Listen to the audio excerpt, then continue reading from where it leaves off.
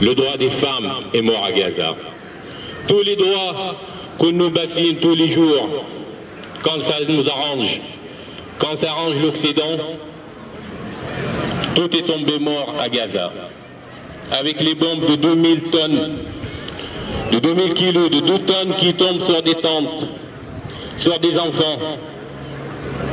Plus de 20 000 enfants morts jusqu'à aujourd'hui et presque autant peut-être sur les décombres.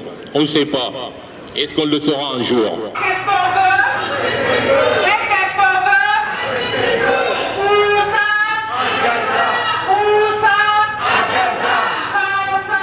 Maintenant. Quand ça?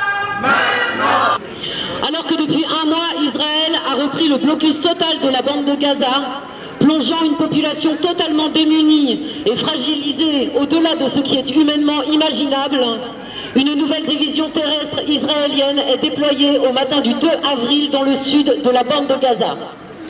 Ce qui se passe ici défie la décence, défie l'humanité, défie la loi, a dénoncé Jonathan Whitehall, responsable du bureau des opérations humanitaires de l'ONU dans le territoire palestinien occupé.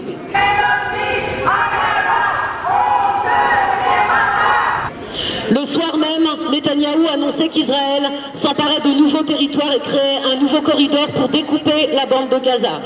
Cette déclaration faisait suite à celle de son ministre de la Défense, Israël Katz, qui annonçait qu'Israël allait s'emparer de vastes zones alors que les frappes aériennes avaient tué plus de 30 personnes dans la nuit, dont une douzaine d'enfants.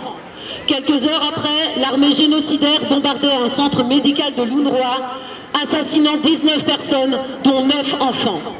La Cisjordanie n'était pas en reste dans les annonces. Le même Israël Katz, accompagné de Bezalel Smotrich, redisait dans une courte vidéo sa volonté d'annexer la Cisjordanie, considérée comme le cœur d'Israël. Israël, assassin, Macron complice. Israël, assassin, Macron complice. Une semaine auparavant, Israël avait exécuté 15 secouristes et travailleurs humanitaires, dont des membres du Croissant Rouge et de l'ONU, et les avait ensuite jetés dans une fosse commune.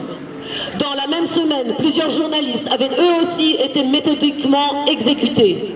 Depuis la fin du cessez-le-feu et la reprise de l'agression à grande échelle, pas un jour, pas une nuit sans que des dizaines d'hommes, de femmes, d'enfants, de vieillards ne soient massacrés. Et la France se dit préoccupée face à la situation humanitaire à Gaza et fait part de son émotion devant l'assassinat de 15 secouristes. Pire, pour ne pas être en reste face à Orban, qui reçoit Netanyahou, et au Premier ministre grec qui s'est rendu en Israël pour le rencontrer, Jean-Noël Barrot reçoit tranquillement aujourd'hui son homologue israélien à Paris. Bombardé, assassiné, c'est le quotidien des enfants de Gaza.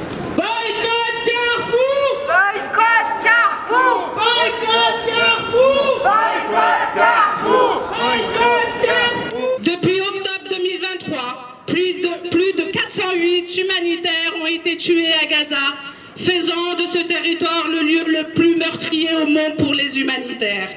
Un cimetière à ciel ouvert, devenu le plus grand cimetière d'humanitaires jamais connu.